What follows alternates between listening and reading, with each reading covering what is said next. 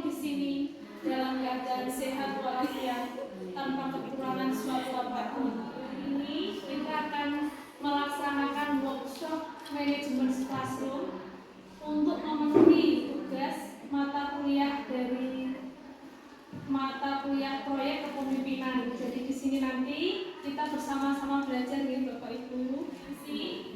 Mbak Mega Anggun sebagai ketua pelaksana juga sekaligus pemateri. Selanjutnya ada panitia yang lain, ada Mbak Ambar, ada yang dokumentasi di situ Mbak Ajeng, operatornya yaitu Mbak Sri Lili. Nurata Hayu, saya berasal dari Kabupaten Ponorogo. Jauh sana. Saya di sini mengikuti perkuliahan PPG Jabatan dan pada mata kuliah kepemimpinan kami ada tugas untuk melaksanakan workshop, yaitu dalam classroom management ini ada 4 tahap. Yang pertama itu ada forming. Forming itu di mana guru itu dituntut untuk fokus dalam minggu ini. Classroom management itu biasanya kita lakukan pada awal semester. Awal semester biasanya 1 minggu itu kan biasanya ada kelas kosong dan perkenalan anak-anak.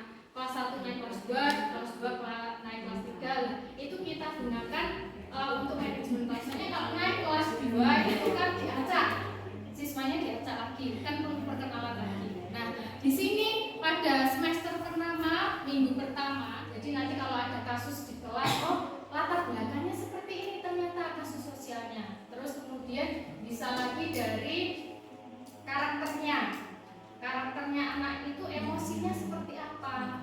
Oh ternyata emosinya anak seperti ini. Jadi nanti kalau misal ada permasalahan yang seperti ini, anaknya itu perlu perlakuan yang berbeda dengan anak yang lain. Oke, lanjut. Yang kedua, storming. Guru harus berusaha mengendalikan badai atau konflik yang mungkin akan muncul di kelas ini.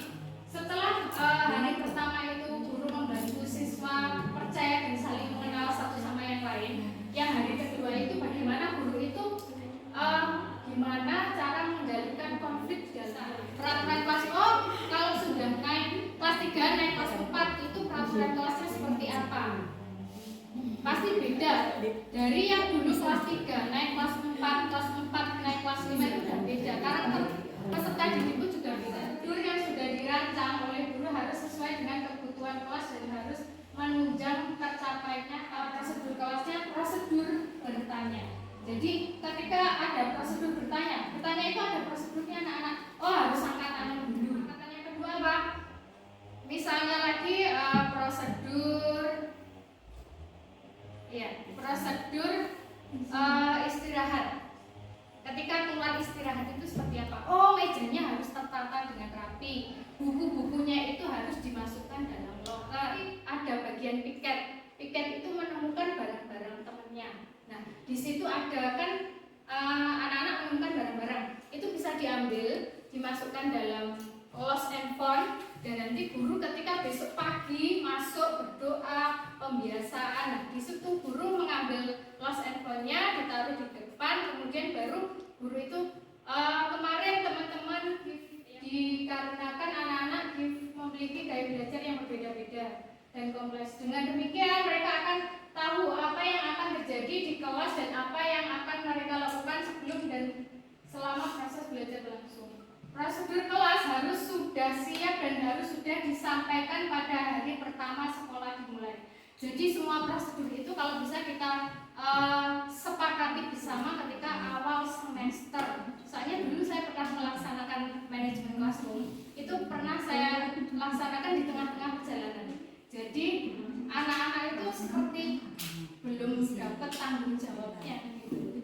Kalau gitu kesepakatan kelas itu harus dilakukan guru sama anaknya, jangan dibuat sendiri. Kalau misal kita buat sendiri, kita rancang sendiri, kita tulis, kita tempel di kelas, itu biasanya anak nggak bertanggung jawab, cuma ya pajangan aja.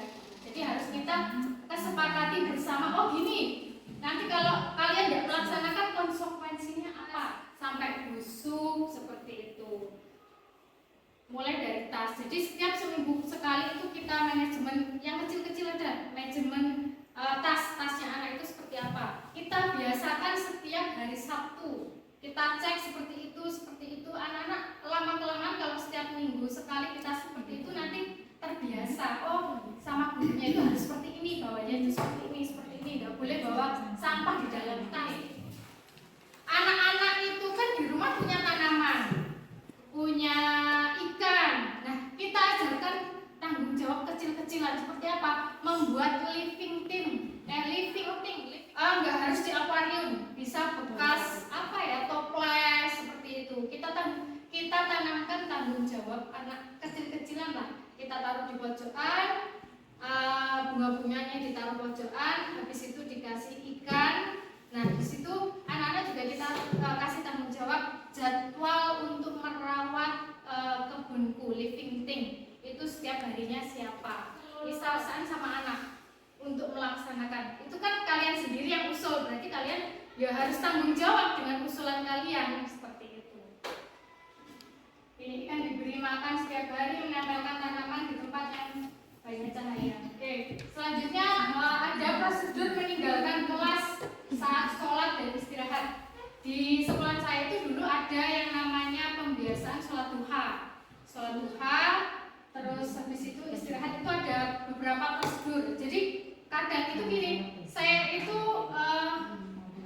agak gemes sama anak-anak yang kalau setelah pelajaran istirahat itu mejanya itu berantakan. Jadi gimana caranya anak-anak itu bisa belajar disiplin, tanggung jawab sama bapak ibu, pakai kalung ini baru boleh keluar. Kalau teman yang lainnya pengen keluar gimana Bu?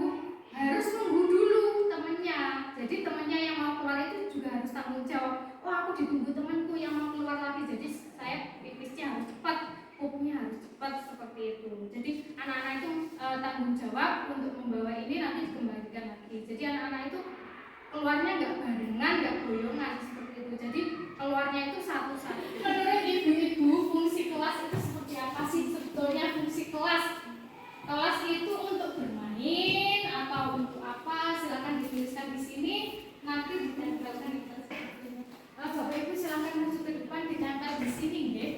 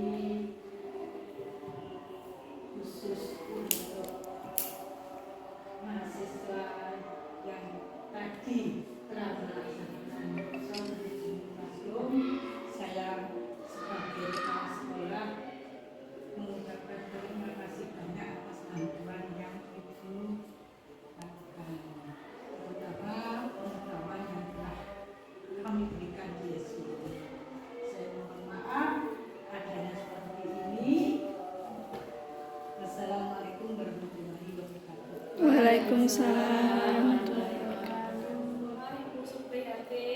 Kami dari PPG Prajabatan 2022 mohon maaf apabila dalam penyampaian